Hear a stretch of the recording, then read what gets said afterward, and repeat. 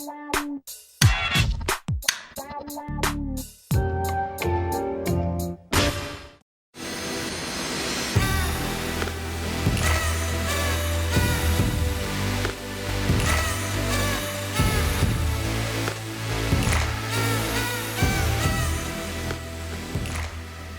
dia a todos.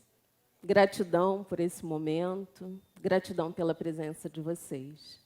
Qual o seu maior desafio para confiar na sua intuição?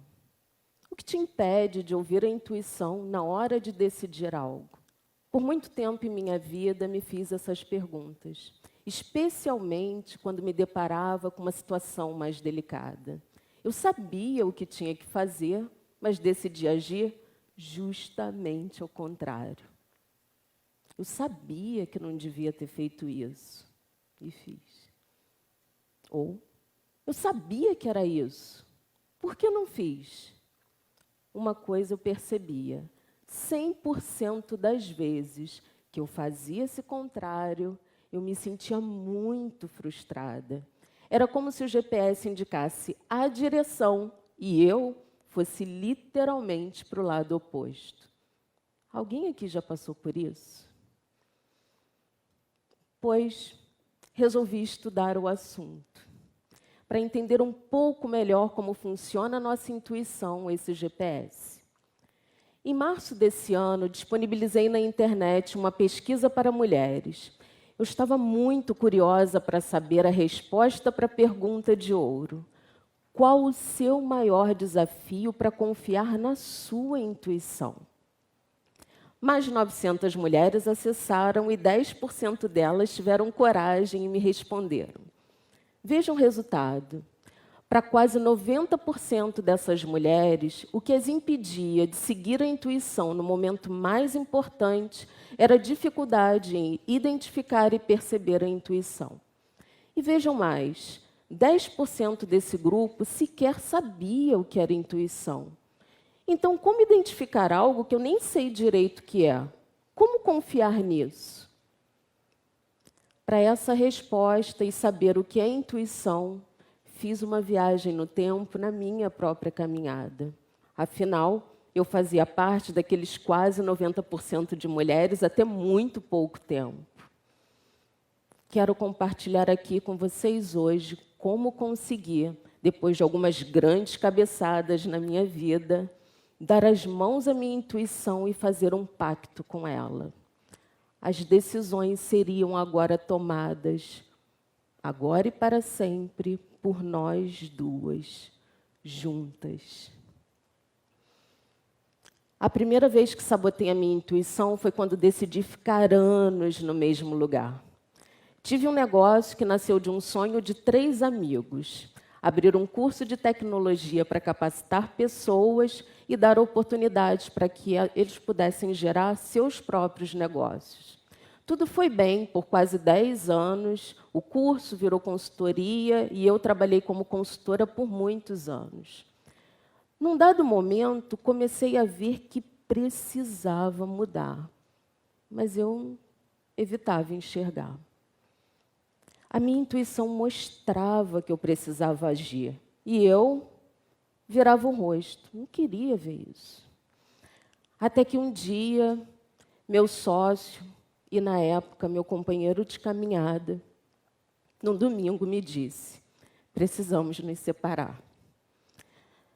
Naquele momento, lembro perfeitamente que vi a imagem do escritório vazio. E não apenas o casal se separando. Na verdade, era essa imagem que eu via fazia algum tempo, mas eu ignorava, achava que era coisa da minha cabeça. A separação veio e fiquei sozinha nesse negócio. E me vi sozinha na vida.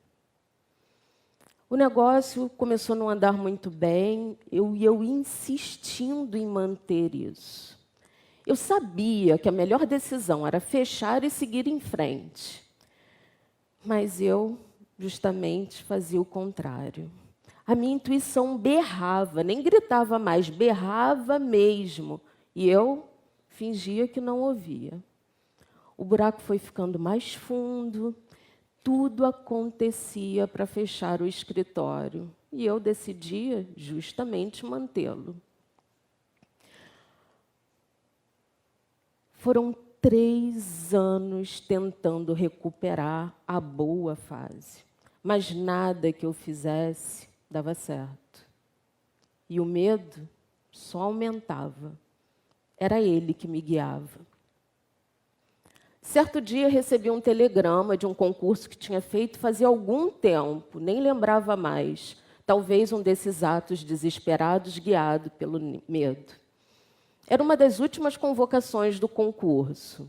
No momento hesitei, até que soube por uma amiga que iam encerrar um contrato, que na época era o que mantinha o escritório. Sem esse contrato, era fechar o fechar. Fui tomada por um medo tão intenso que paralisei.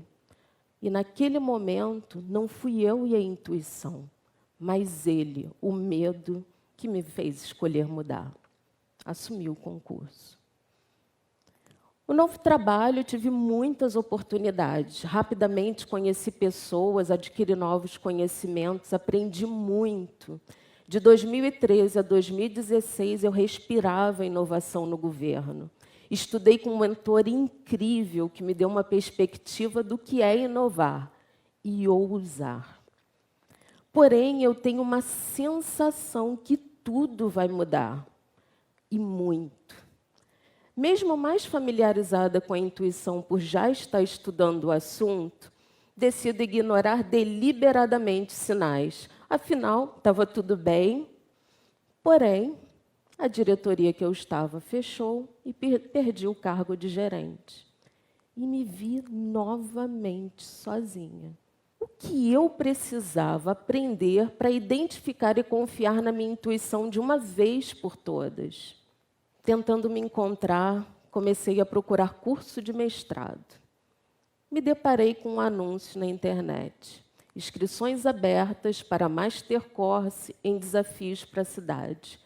Naquele momento, eu senti um jorro, parecia uma eletricidade no meio da barriga, uma coisa, e era minha intuição berrando, é isso, se inscreve. O GPS na força máxima, dessa vez ouvi, tá? E o curso era na Suécia. Depois de uns meses, pedi licença e fui. Recebi o investimento de um amigo investidor anjo, meu anjo da guarda, tá? Chego na Suécia, tudo flui muito bem, até que recebo uma ligação. Parece que o seu pedido de licença vai ser negado, volta. Mas já decidiram? Não, mas se não assinarem, você vai ter que voltar. Ou então... Eles levaram quase 2 semanas para decidir. Eu decidi naquela noite. Nos últimos anos, haviam sido 3 grandes cabeçadas por não prestar atenção, ignorar os berros da minha intuição. Primeiro, no processo de separação. Segundo, na demora para fechar um negócio praticamente falido. E terceiro, hesitar até o último segundo para assumir o concurso. Já tinha passado da hora de eu aprender a identificar e confiar nessa tal intuição, né? Vou propor a vocês aqui um exercício que fiz naquela noite. E me ajudou a saber de uma vez por todas quando era a minha intuição falando comigo. Ouçam essa música por 30 segundos. Sintam a música.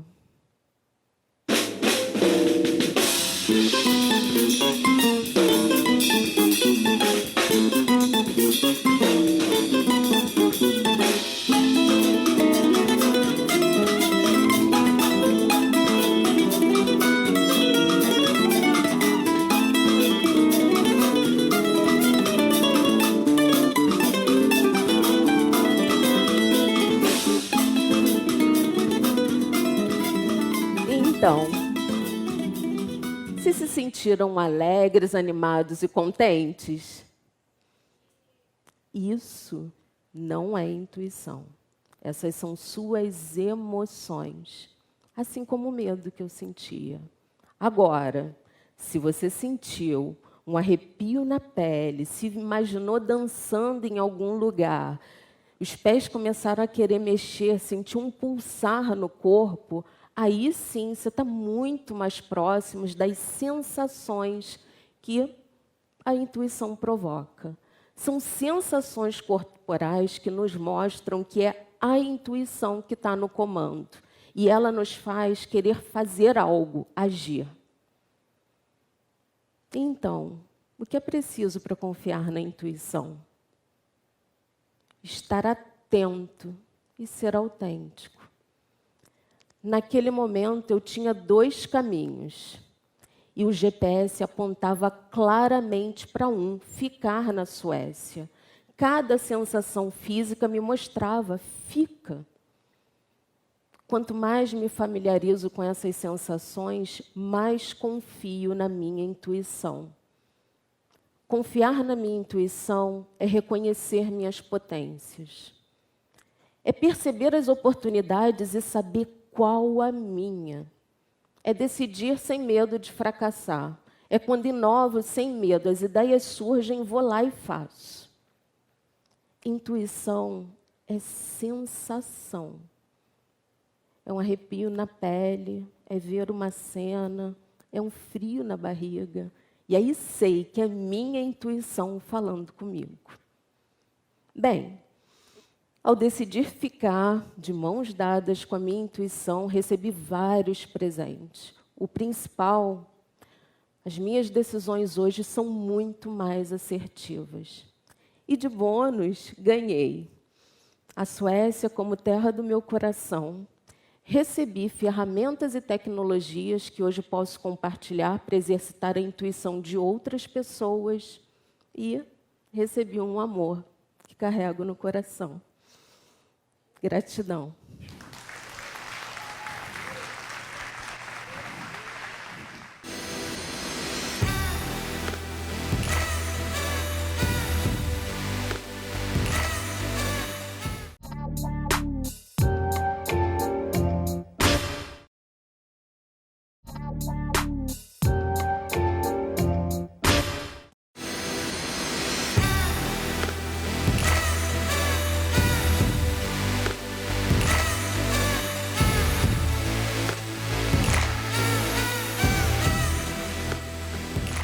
Mobilidade humana, desafios e oportunidades.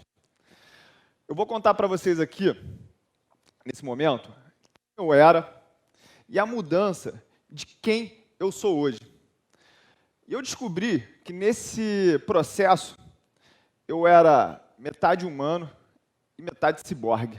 Mas vamos contar a parte mais antiga da minha pessoa, que foi sobre a humanidade. Ela começou mais ou menos há 5 milhões de anos atrás, e a gente teve algumas transformações que eu vou contar aqui nessa apresentação, que mudaram o jeito que a gente interagiu com o planeta, tá? Primeiro foi a Era do Gelo.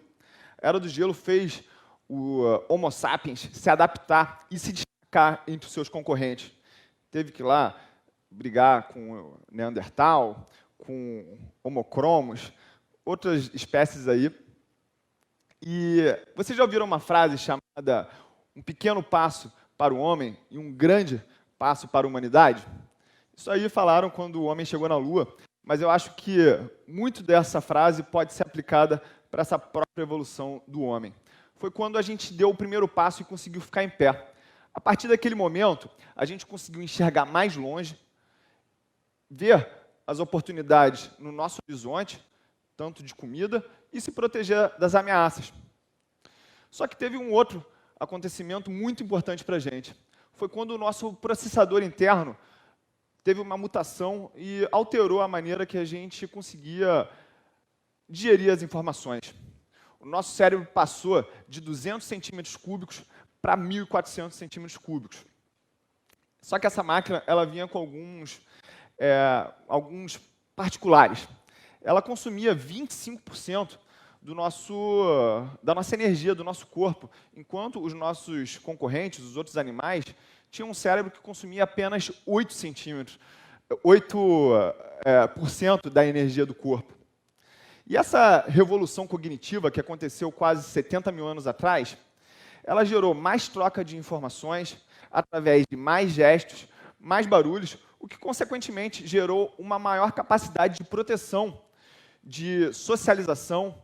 A nossa busca por comida ficou mais fácil e a nossa reprodução também sofreu as consequências. A partir disso, a gente precisou mudar a maneira como a gente se alimentava. E aí a gente chega na Revolução Agrícola, que aconteceu mais ou menos 8 mil anos atrás. E como é que isso aconteceu? O homem começou a semear o trigo, domesticar os animais, consolidar aquele estilo de vida de agricultor, ou seja, sedentário. E aí que a gente começa a ver como que a mobilidade humana se transformou durante todo esse tempo que a gente está na Terra. A vida de agricultor tinha prós e contras. Entre os contras, mais estresse, mais trabalho, o que acabou gerando uma hierarquia social. E, consequência disso, o homem ele mudou essa natureza de nômade para sedentário, ou seja, o homem virou territorialista, ele ficou quase imóvel. Isso gerou um boom populacional. A gente, perto ali das fêmeas, começamos a gostar do assunto, então a gente se reproduziu numa velocidade muito grande. E aí o próximo ponto que eu acho que se destaca nessa história é a Revolução Científica. Como René Descartes falou, penso, logo existo.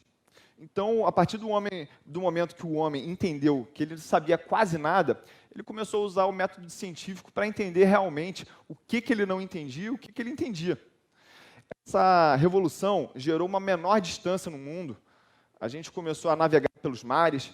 A descoberta da América, na verdade, tornou o mundo ainda menor. A velocidade das informações começou a circular com muita velocidade. Naquele momento, a gente tinha, em 1500, um PIB mundial de 250 bilhões de dólares. Hoje em dia, a gente está falando de uma riqueza mundial em torno de 60 trilhões de dólares. A população passou dos seus 500 milhões de humanos para quase 7 bilhões. E a necessidade, o consumo de calorias do ser humano, como um todo, passou de 13 trilhões de calorias para mais de 1.500 trilhões de calorias. Tudo isso aí gerou vários benefícios.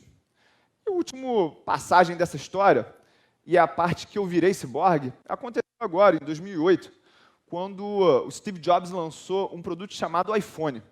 O iPhone, eu vejo nessa história como se fosse uma outra mutação do nosso cérebro, aquela que passou de 200 centímetros cúbicos para 1.400 centímetros cúbicos. Por quê? A partir daquele momento, a gente conseguiu processar muito mais rápido as informações, armazenar uma quantidade enorme de dados, e a gente pode usar a nossa memória seletiva para coisas muito mais importantes.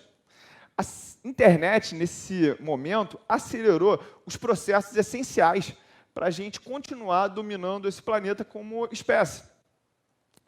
E eu vejo o mercado financeiro, que é a minha praia, como a agricultura lá dos tempos antigos, onde a gente consegue otimizar a aplicação dos recursos da maneira mais eficaz.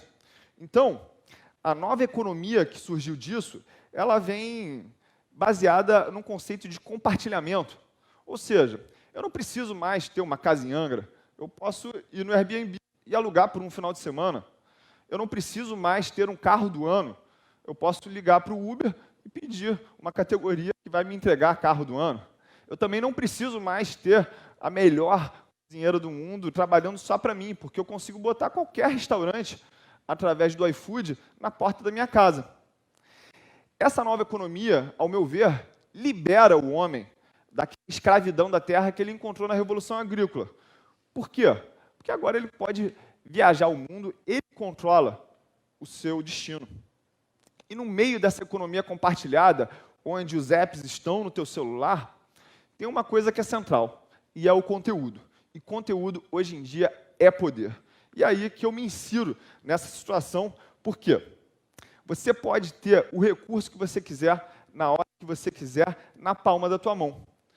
E agora eu vou contar um pouco de como eu saí de ser um caseiro, adoro ficar em casa, ficar com a minha família, ficar debaixo das cobertas com a minha mulher, vendo um Netflix. Mais uma vez aí um exemplo de como a gente tem acesso agora a uma biblioteca infinita de conteúdo. E eu comecei a entender que as pessoas não estavam mais querendo me ouvir sobre investimentos no meu círculo ali íntimo. Ou seja, meus amigos eles estavam de saco cheio de escutar o tio Uli falando toda hora de bolsa de valores, de ações, de mercado financeiro. E aí eu tive a ideia de começar a falar disso na internet.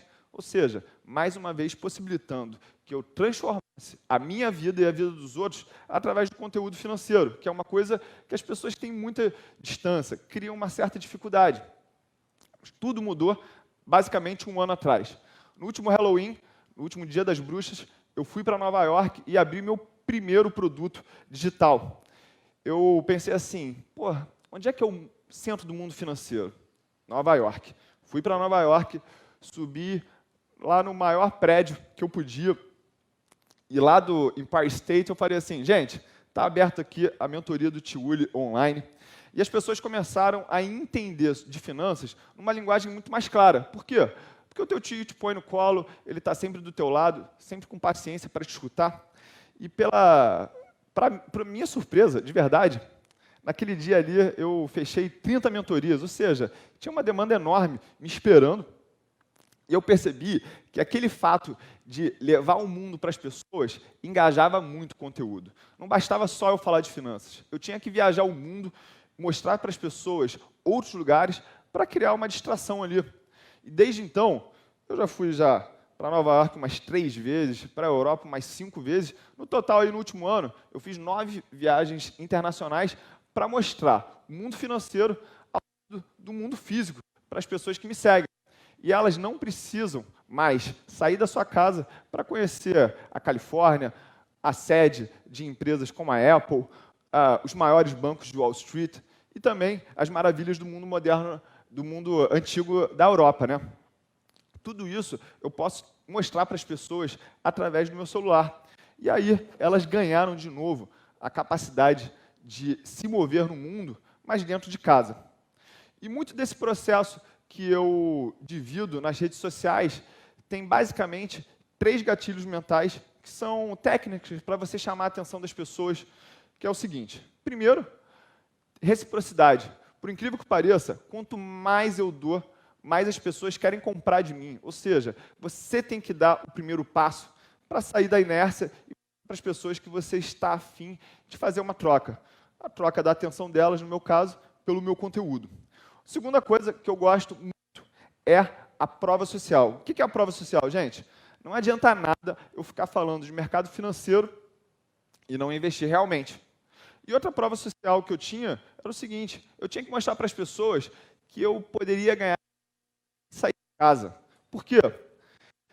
Quando eu comecei a estudar sobre marketing digital, eu vi que uma das maiores necessidades das pessoas não era ficar em casa para poder viajar a hora que quiser, mas sim poder ver os filhos crescerem. Eu não sou pai, mas eu vejo que o dó que dá no coração dos meus irmãos ao terem que sair 7h30 da manhã para trabalhar e às vezes só voltam às 9 da noite. Ou seja, o marketing digital ele reforçou esse comportamento que eu gostava, que era de ter liberdade na minha mobilidade. Ou seja, eu posso estar aqui agora em Bangu fazendo conteúdo, gravando pelas redes sociais. Eu posso fazer isso de casa o quanto eu quiser. Mas também, se eu quiser mostrar o mundo para a minha audiência, eu tenho total liberdade. Ou seja, o mundo agora ele gira em torno do nosso centro aqui, que é a rede social, o Instagram ou o YouTube. Tem várias ferramentas para isso. E, por fim, o terceiro gatilho mental aí é a autoridade. A autoridade, ela mostra que você não está ali para brincar, que você não é um aventureiro. E para isso, você precisa se dedicar de maneira intensa e quase que dedicada exclusivamente para um assunto. Graças a Deus, eu consigo conciliar o mercado financeiro com o marketing digital, porque no final das contas, eu só tenho que documentar a minha realidade. E tudo isso fornece caminho para que eu tenha outros canais para distribuir conteúdo. Pode parecer muito simples esse negócio, mas conseguir fazer um faturamento de $1 milhão em apenas 10 meses numa empresa de uma pessoa fez com que a minha cabeça saísse daquele sedentarismo total que eu me encontrava antes para uma mobilidade totalmente avançada em relação a mostrar para o mundo, pessoas, que o mundo é menor do que a gente imagina, mas também ele é muito mais diverso do que a gente imagina.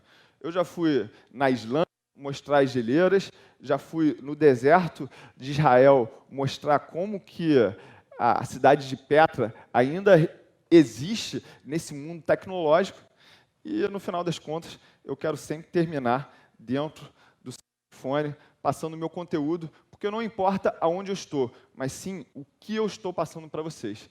E esse aqui é a parte ciborgue falando I'll be back. Obrigado, gente.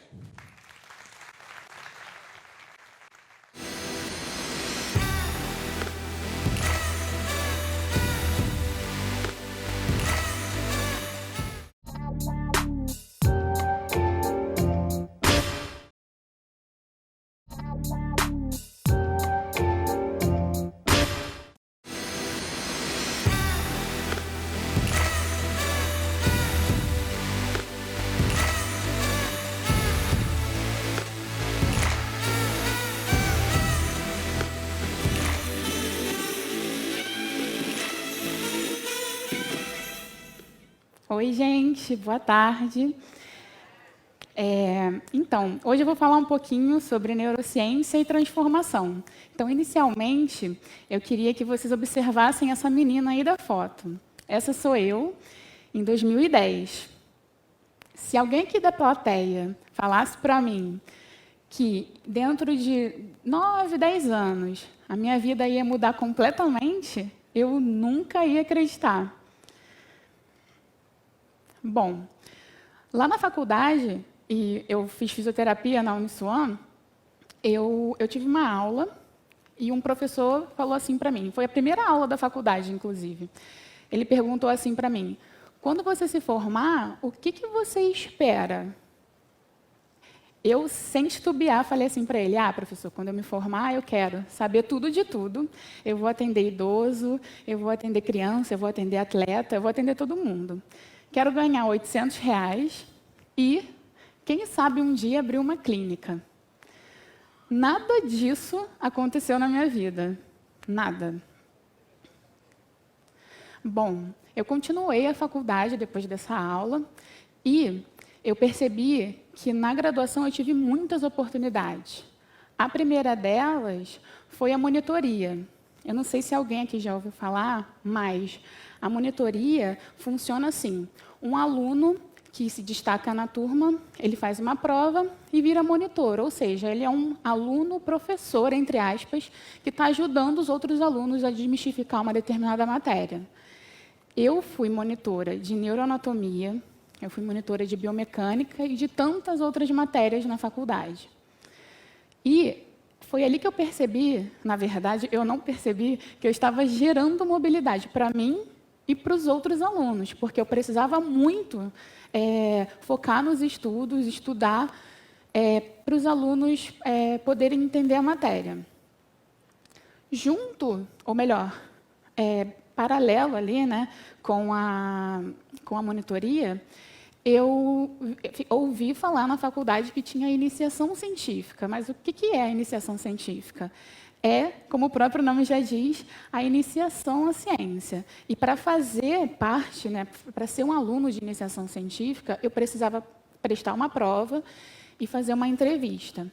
Eu fui lá, fiz a prova, fiz a entrevista e consegui passar e virei aluna de iniciação científica.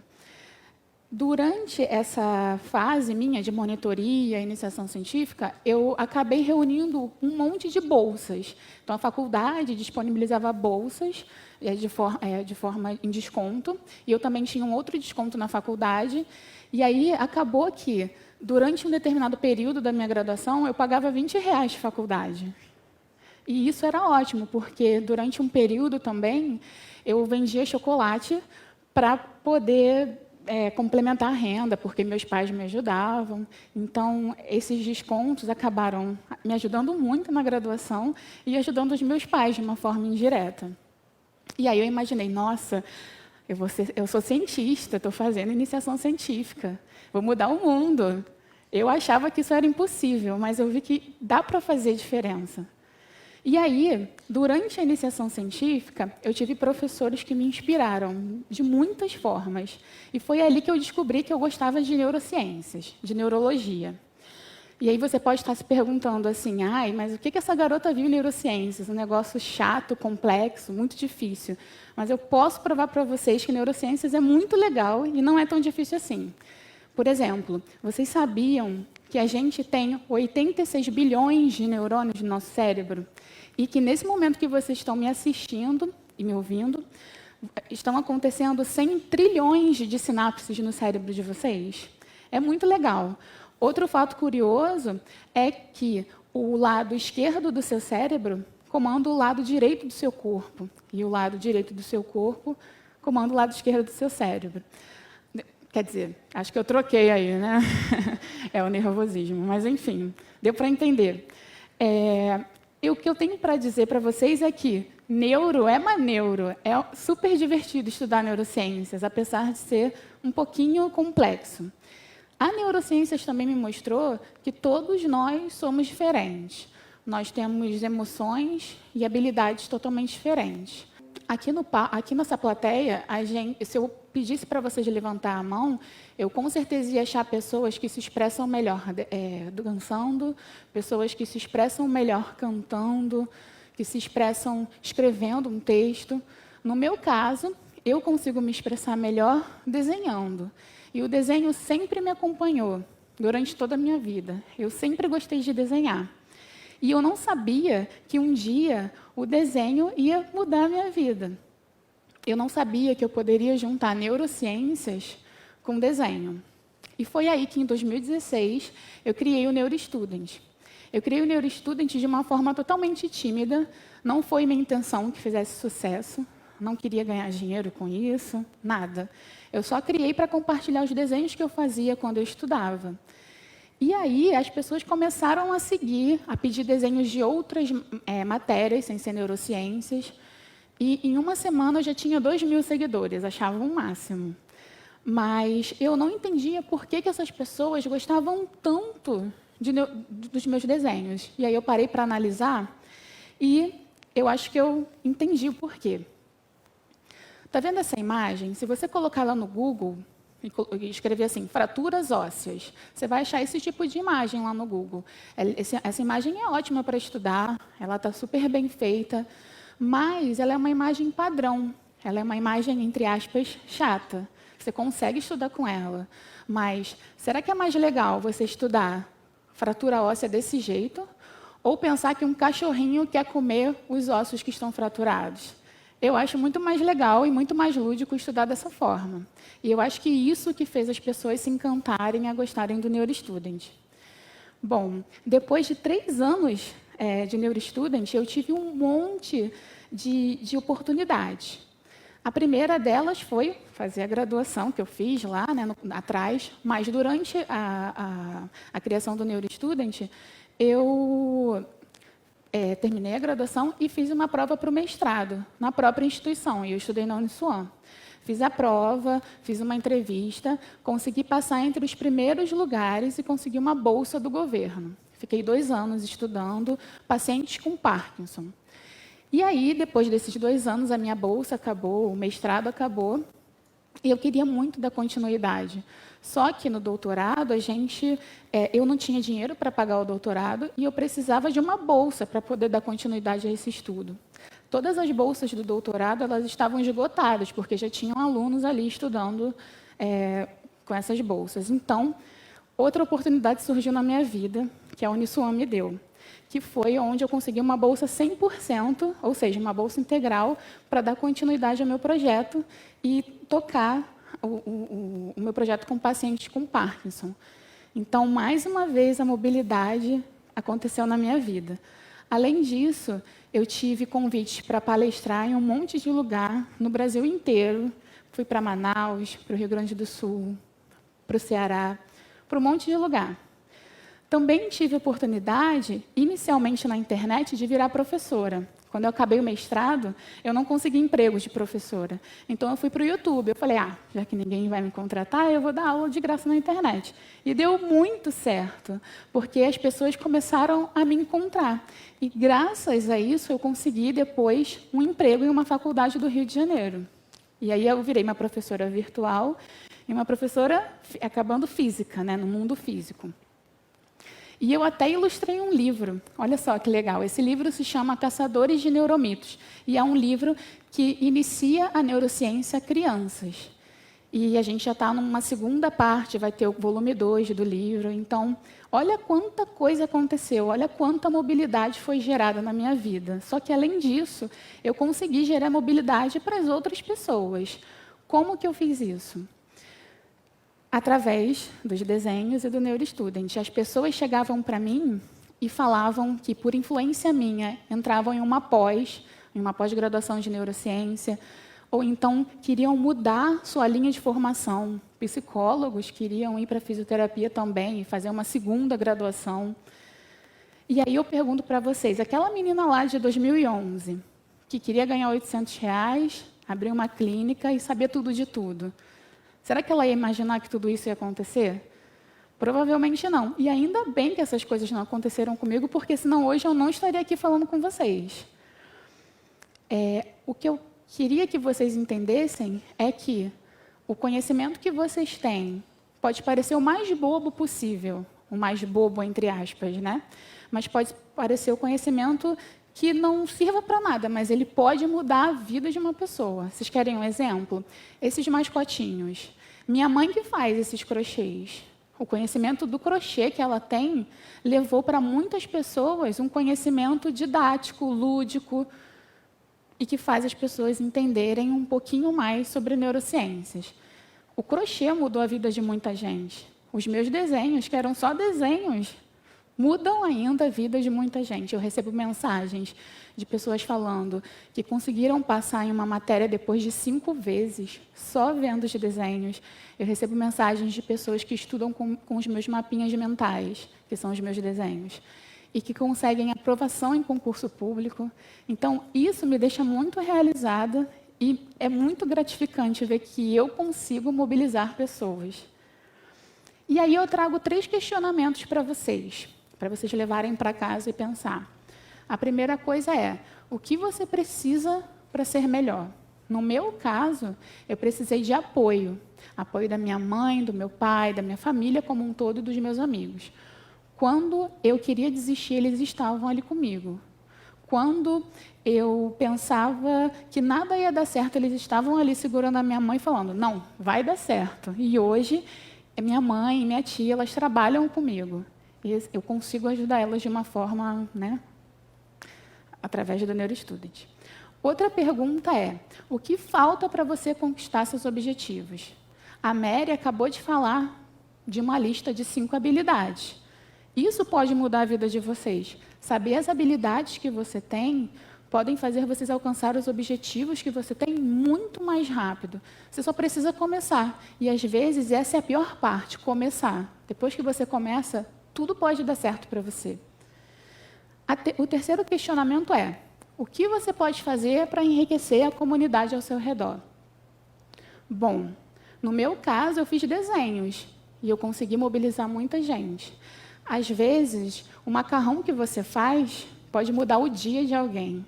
Às vezes, o texto que você escreve pode fazer uma pessoa se sentir acolhida e ver que ela não está sozinha no mundo. E, falando em acolhimento, hoje, juntando o YouTube, o Instagram e o Facebook, nós somos mais de 110 mil neuroamigos. Não são seguidores, são neuroamigos. Por quê? Simplesmente porque eles me fizeram acreditar que eu podia dar certo, eles me mostraram o meu papel na sociedade, os meus neuroamigos me fizeram acreditar que eu podia mudar um pouco a vida deles, mas o que eles não imaginam é que cada um deles consegue fazer com que eu consiga ser a melhor que eu posso ser, ter o que eu tenho, ser o que eu sou, o que eu tenho é por causa deles. E aí, antes de finalizar a palestra, eu queria que vocês pensassem no que a Mary falou. Quando o despertador de vocês tocar lá, 8, 9 horas da noite, façam essa lista de habilidades. Pensem que, através dela, você consegue alcançar seus objetivos. E pensem também que o tipo de conhecimento que você tem pode mudar a vida de uma pessoa. E é isso. Muito obrigada.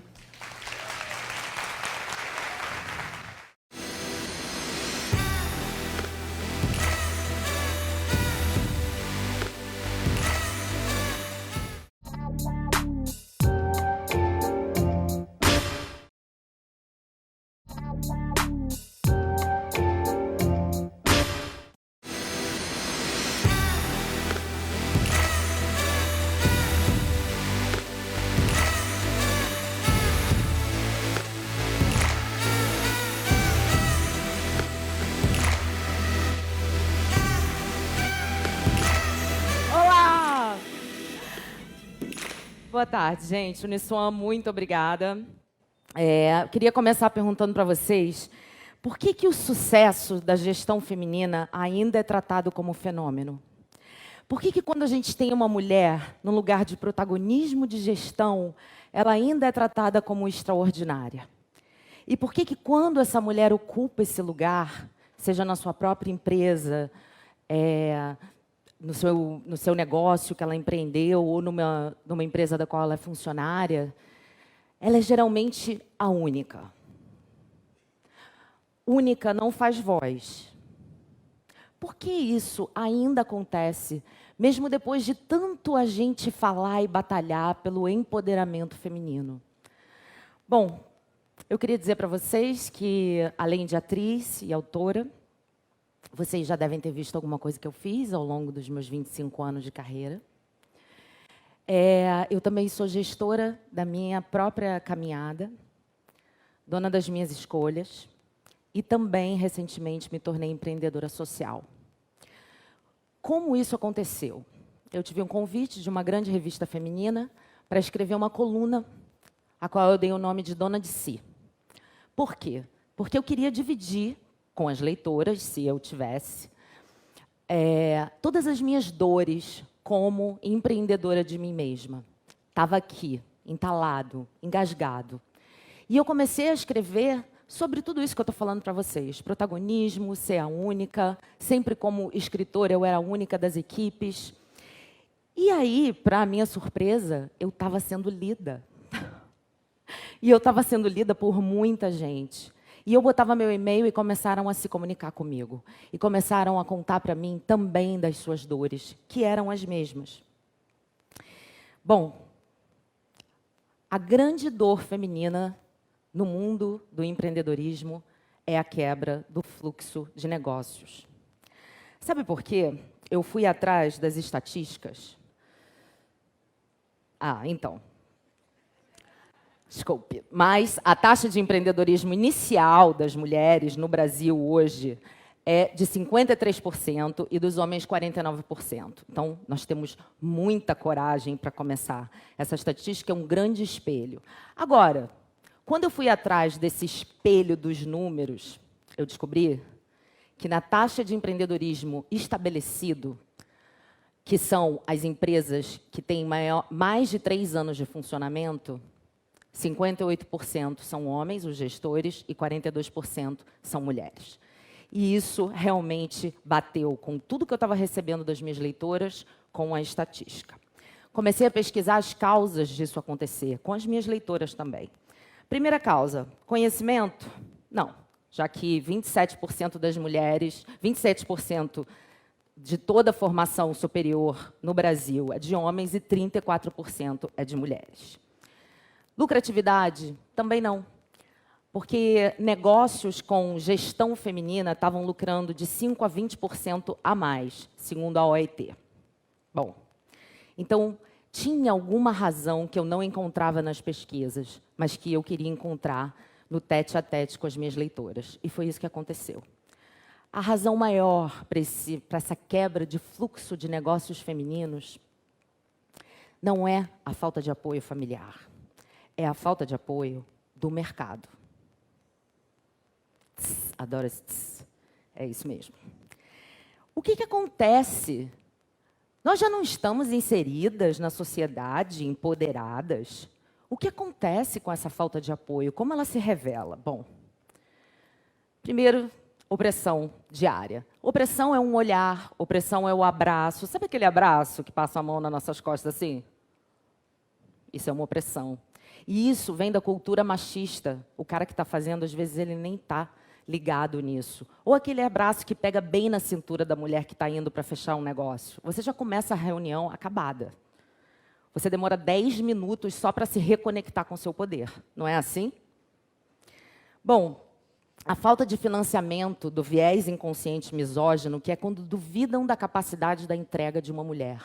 E isso é inconsciente. Eu não estou aqui apontando o dedo para os homens. Eu estou aqui colocando uma questão cultural, que a gente precisa ficar atenta.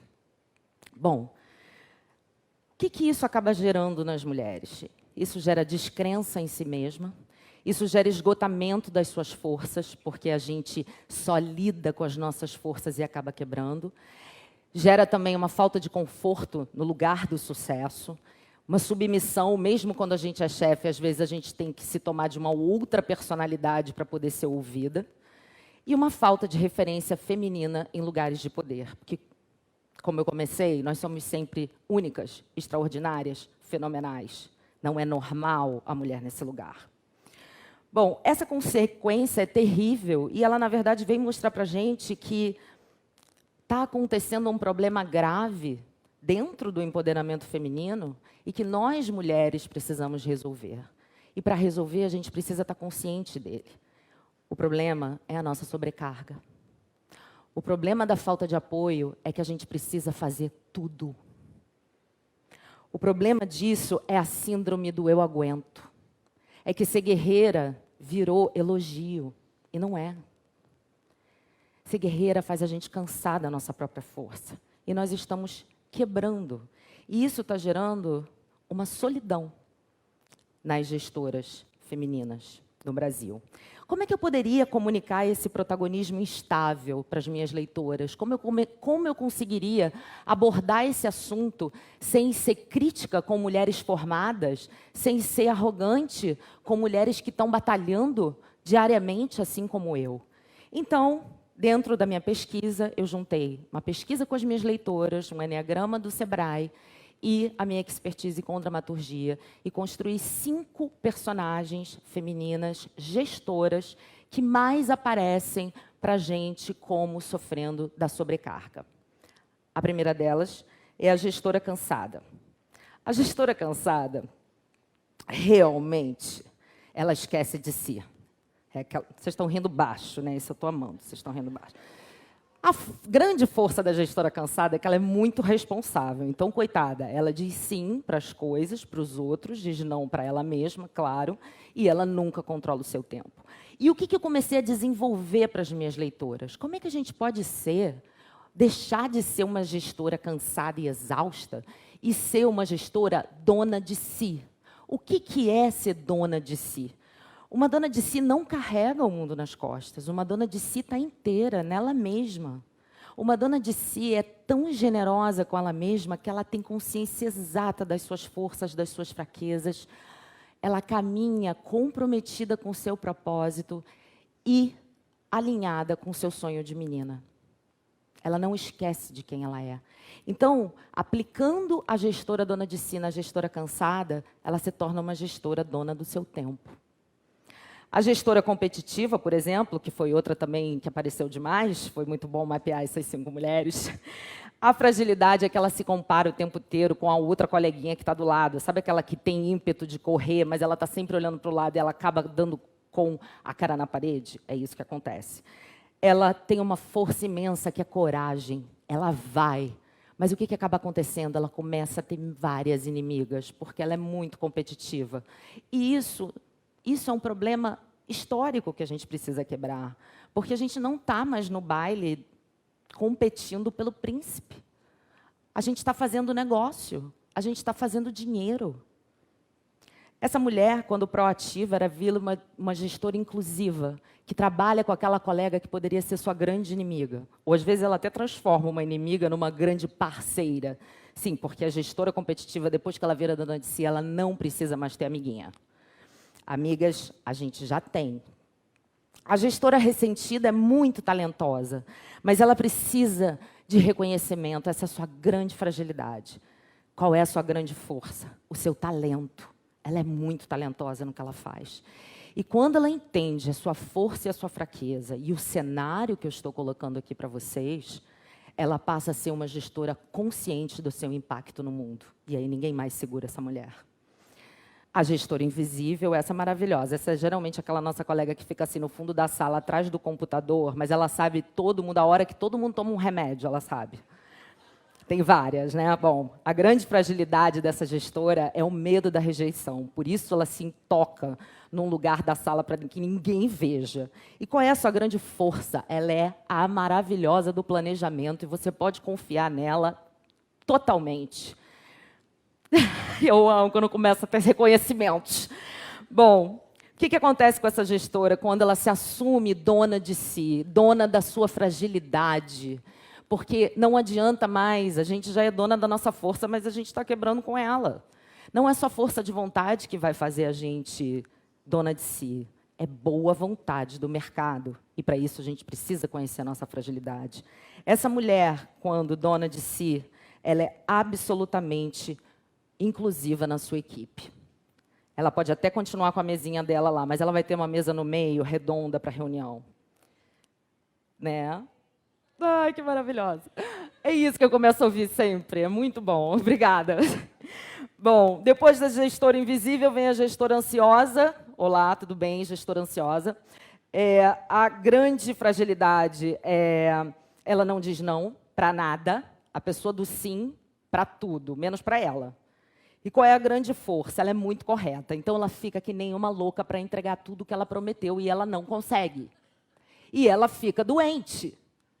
Essa mulher, a gente sempre tem alguma coisa. Ela sempre quebrou um pé, tá com uma botinha, mas ela faz coisas que ninguém faz com a tal botinha, enfim. Quando essa mulher se... Não é? Total. Sou eu também, gata. Quando essa mulher resolve que ela vai entender essa fragilidade, falar assim, não, peraí, eu preciso dizer sim para mim, ela se torna uma mulher que consegue fazer as coisas na agilidade, no seu tempo. Tudo tem um momento certo. Bom, o que acontece? Quando eu mapeei tudo isso, é claro que ninguém passa por isso assim e fica normal depois, né? Eu falei, meu Deus do céu, eu estou diante de uma coisa aqui que eu nem sabia, eu só queria escrever uma coluna. Mas me veio um sentido de eu preciso fazer alguma coisa. Eu preciso deixar de acreditar só que a minha vida vai ser pautada e gerada pelo meu brilho. Eu preciso que outras mulheres brilhem. Então, por isso, um dia eu acordei de madrugada e tive a ideia do Instituto Dona de Si. E eu tinha uma coleção de bolsas de marca, que era com que uma mulher ansiosa consegue comprar rápido. Isso endivida, óbvio. Bom, mas eu vendi essas bolsas e eu tive um primeiro investimento, já que o sonho era meu, deixa eu investir no meu próprio sonho primeiro, de fazer um Instituto Dona de Si, de montar o quê? O que eu precisava montar? O que faltava para as mulheres gestoras ao meu redor e minhas leitoras? Acolhimento, escuta ativa, repartidores. Só isso aqui. É eu falando aqui, outra falando ali, a outra que conta um caso aqui, a gente já sai mais forte. A fragilidade com escoamento, um autoconhecimento real do que acontece com as mulheres, porque a solidão faz a gente achar que o problema é só nosso. Bom, isso gerou um impacto não só na minha vida, mas na vida de milhares de mulheres, de quebra do teto de cristal, sim, de aceleração de talentos, porque eu falo aceleração e não capacitação, porque a gente já estuda demais. Hoje, eu queria dizer para vocês que o projeto Dona de Si, como um todo, já impactou mais de 500 mil mulheres.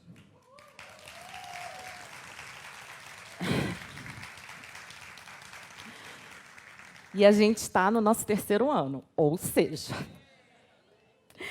vamos que vamos, né? Eu queria dizer para vocês que quando uma mulher age como gestora dona de si, ela interrompe ciclos de crenças opressoras. Quando uma mulher age como gestora dona de si, ela está consciente das suas fragilidades e das suas forças.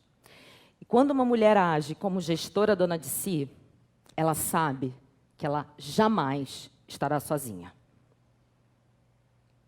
Estamos juntas. Obrigada. Obrigada.